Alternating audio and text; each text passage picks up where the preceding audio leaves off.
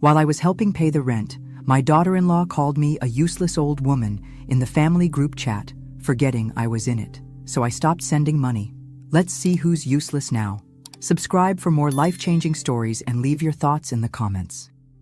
My hands trembled as I transferred $800 to Ryan's account, nearly half my substitute teacher's salary for the month. The confirmation dinged, and I stared at my bank balance, $912.63 to last until next month. I winced as I shifted my weight off my injured knee, still throbbing from my fall on the school steps 2 hours earlier. Not a single person had stopped to help. At least they'll have a good Thanksgiving, I whispered. Counting out coins for the bus ride home. Rain pelted against my umbrella as I limped up the stairs to my modest apartment, the one I'd managed to keep after John died 5 years ago.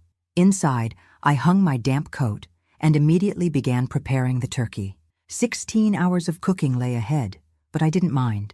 After 3 years of cancellations, my son and his family were finally coming for Thanksgiving dinner. I moved methodically through my tiny kitchen, chopping onions for stuffing, peeling potatoes, and preparing John's special cranberry sauce recipe. Every few minutes I checked my phone, half expecting the cancellation that haunted me. By midnight, the pies were cooling, and everything was ready for tomorrow's feast. The next morning, I was up at 5, sliding the 20-pound turkey into the oven. I hummed as I set the table with my best china, chipped in places but still elegant. I even bought sparkling cider for my teenage grandchildren, Emma and Tom, whom I barely knew anymore. At 4:30 p.m., with the turkey golden and the house filled with aromas of sage and cinnamon, my phone rang. Ryan's name flashed on the screen. "Mom?" His voice carried that familiar tone, the one that preceded disappointment. My stomach clenched. "You're not coming." Something came up. A really important networking opportunity with Vanessa's colleagues. "I see." My voice sounded hollow, even to my own ears. "We'll reschedule, I promise." In the background, I heard Vanessa's voice, slightly muffled but clear enough. "Tell her we have an important commitment, honey. She'll understand." She always does. Then came the unmistakable sound of laughter. "I'm sorry, Mom. You get it, right? This could really help my career." "Of course," I said automatically. "I understand."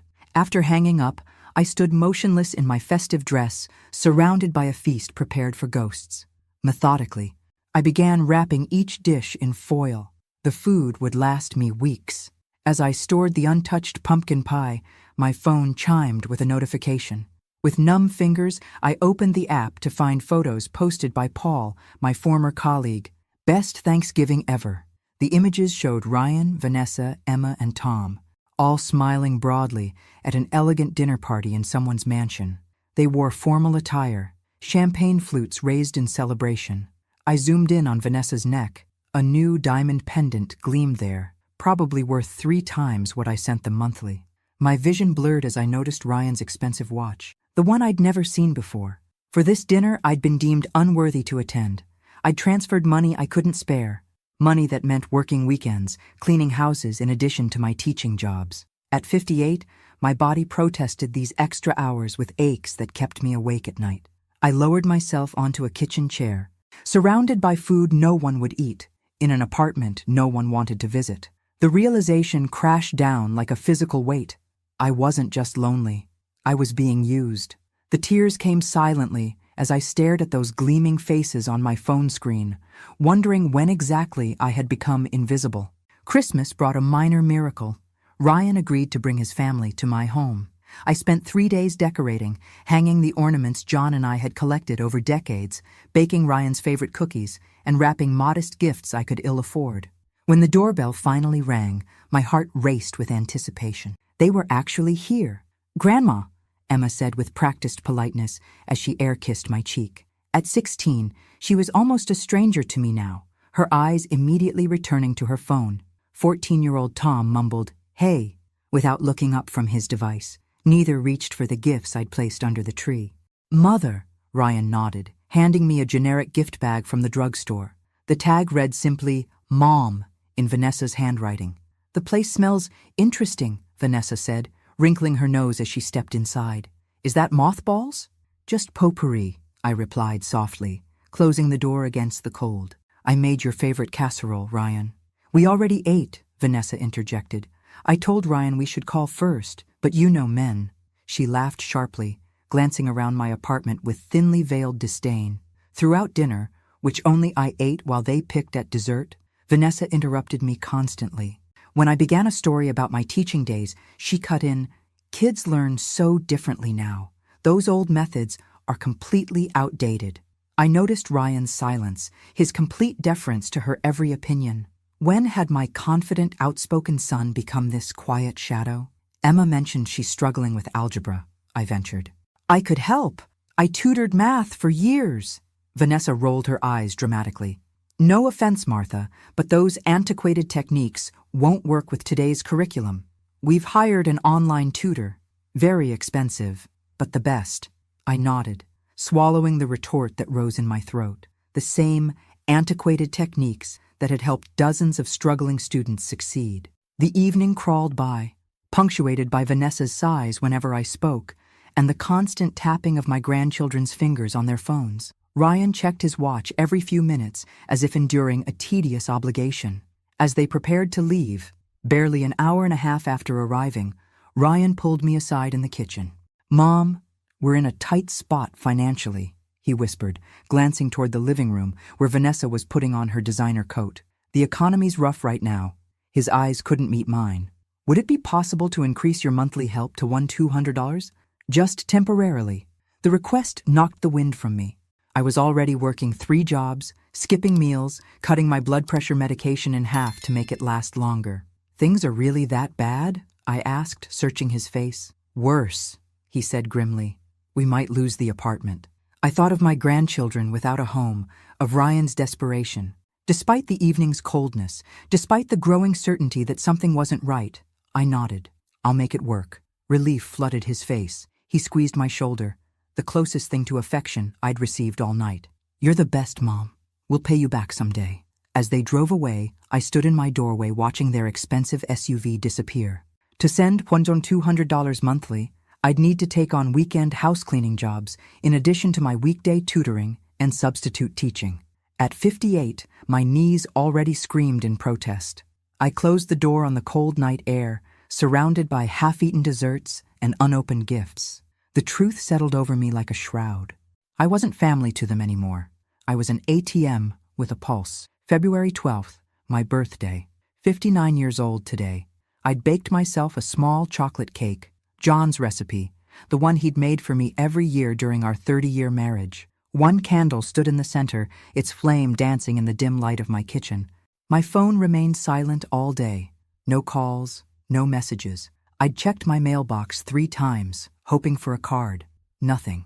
"Happy birthday to me," I whispered, cutting a slice of cake I couldn't bring myself to eat. On the counter sat the old iPhone Ryan had given me for emergencies. I rarely used it except to check the family WhatsApp group he'd created supposedly to share photos of the kids. I hadn't posted anything there in months, but occasionally scrolled through to glimpse my grandchildren's lives I was no longer part of. Tonight, loneliness pushed me to pick it up. Perhaps someone had remembered after all. The group showed several new messages. The most recent photos showed Emma and Tom at an expensive amusement park, the kind that costs hundreds per ticket. I zoomed in on their smiling faces, touching the screen as if I could reach through it. Suddenly, the typing indicator appeared. Vanessa was online. My heart skipped. Maybe a belated birthday wish? Her message popped up. "Just lied to the useless old lady that we can't see her this weekend because Tom is sick. Actually, we're going to Aspen, but she sent $1,000 extra to help with medicine, LMAO. That covers our resort stay. Honestly, can't stand her smelly apartment and repetitive stories anymore. At least the old fool's money pays our rent and extras. LOL. Better she keeps thinking we're broke so she keeps financing our lifestyle." The idiot believes everything. Multiple laughing emojis followed. My hands shook violently. I waited, praying Ryan would defend me. Instead, his reply appeared. "Ha ha ha, I know, right? Don't be too harsh, babe. She's annoying with all that neediness, but we need her for now. Once we finally sell Dad's vacation house, the one she doesn't know exists, we can drop this charade. Until then, we put up with the occasional weepy calls. Small price for $800 monthly tax-free." Another user, Jessica R., Vanessa's work, responded, "You guys are evil, but I admire the strategy. Milk the old cow while she still produces." The phone slipped from my fingers. clattering on the table. My chest constricted so tightly, I couldn't breathe. I reread the messages, desperately searching for another interpretation. There was none. My son, my only child, was mocking me while deliberately extracting money he didn't need. Worse, he'd hidden property from me, property that likely came from John's estate. The single candle on my cake flickered, casting grotesque shadows across my kitchen. In its wavering light, I saw the truth of the past 5 years. Every canceled dinner, every eye roll, every rushed visit. It wasn't just indifference, it was calculated contempt. I'd been sending nearly half my income to people who laughed at my sacrifice, working multiple jobs, skipping meals, postponing medical care, all while they vacationed in Aspen and purchased jewelry. The most brutal revelation wasn't the financial deception. It was knowing my son, the baby I'd nursed, the boy I'd raised alone after John died, saw me as nothing more than a resource to exploit, a useless old lady, a cow to be milked. The candle guttered out, plunging the kitchen into darkness. In that moment, something inside me died too, something trusting and maternal that had survived decades of disappointment. What remained was something colder, something with unexpected strength. 2 weeks passed after discovering those messages. 2 weeks of going through motions, teaching, cleaning houses on weekends, transferring money to Ryan, all while a storm raged inside me. I couldn't eat, couldn't sleep. My body moved through the world like an empty shell. When Dr. Wilson's nurse called about my routine blood pressure check, I almost canceled. What was the point? But some lingering sense of self-preservation made me keep the appointment. Your blood pressure is dangerously high, Martha. Dr. Wilson frowned at the reading. 189/110. This puts you at risk for a stroke. I nodded absently, barely hearing him. Martha, his firm tone cut through my fog. Something's wrong beyond your numbers. I've been your doctor for 20 years. Talk to me. Maybe it was his kind eyes, so unlike Ryan's evasive gaze. Maybe it was simply having no one else to tell. Whatever the reason, the dam broke. I told him everything.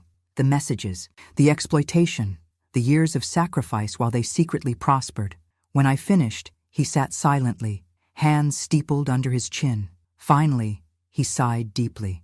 Martha, what I'm about to share borders on unprofessional, but I'm concerned for your well-being. He hesitated. You know my wife, Caroline? I nodded. I'd met her at hospital fundraisers years ago. She works at First National, same department as Vanessa. My pulse quickened. Caroline mentioned that Vanessa constantly brags about her promotions and bonuses. According to office gossip, she's making well over $120,000 a year now. The room tilted slightly. That can't be right. There's more, he continued reluctantly. At the bank's Christmas party, someone congratulated Ryan on his position at his brother-in-law's brokerage firm. Caroline remembers because Vanessa boasted he'd been there for 8 months. 8 months. The same 8 months I'd been sending extra money for their financial emergency. Martha, are you all right? You've gone pale. My hands gripped the examination table so hard, my knuckles turned white. You're absolutely certain about this? Caroline doesn't gossip idly, he confirmed. Martha, how much have you been sending them? Almost everything, I whispered. I've been cleaning houses on weekends just to make rent.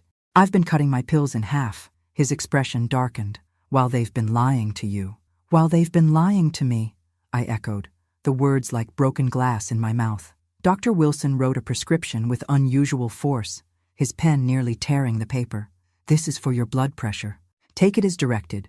No more cutting pills. And Martha, he looked at me intently, I'm giving you another prescription, not written here. Stop sending them money, immediately. As I rose to leave, he added, Caroline also mentioned Vanessa's shopping habits. Last week she bought a $3,000 purse on her lunch break. I froze in the doorway, remembering how I'd fallen last month and couldn't afford a $30 cab to the emergency room. How I'd bandaged my own sprained wrist while my daughter-in-law carried a purse that cost 100 times that amount. One more thing, Dr. Wilson said. Your son was never unemployed, was he? No, I replied, certainty crystallizing into something hard and cold inside me. It appears he wasn't. Driving home, my mind replayed conversations from the past 5 years, reinterpreting every interaction through this new lens of truth, the casual cruelty, the constant excuses, the increasing demands paired with decreasing affection. By the time I parked at my apartment building, something had changed. The shock and hurt remained, but alongside them grew something unfamiliar, something with teeth. I wasn't just angry. I was awakening. That night after seeing Dr. Wilson, sleep evaded me. I paced my small apartment, his revelations echoing in my mind. For 5 years, I'd made myself smaller, working multiple jobs, skipping meals, rationing medicine, while my son and his wife lived in luxury. At 3 a.m., I flipped on my bathroom light and truly looked at myself for the first time in years. The woman in the mirror was a stranger, hair gray and untended, dark circles beneath dull eyes, shoulders permanently curved from years of invisible weight. "Who are you?" I whispered to my reflection. This woman had allowed herself to be diminished, exploited, and discarded. She had believed she deserved it. She had accepted crumbs of affection in exchange for her dignity. "Enough," I told the mirror firmly. "This ends now." My hands stopped shaking. My voice lost its tremor. In that moment, Martha Sullivan began to return from the dead. I wouldn't confront them immediately. That would only trigger more lies, more manipulation. Instead, I would reclaim my power silently, one piece at a time.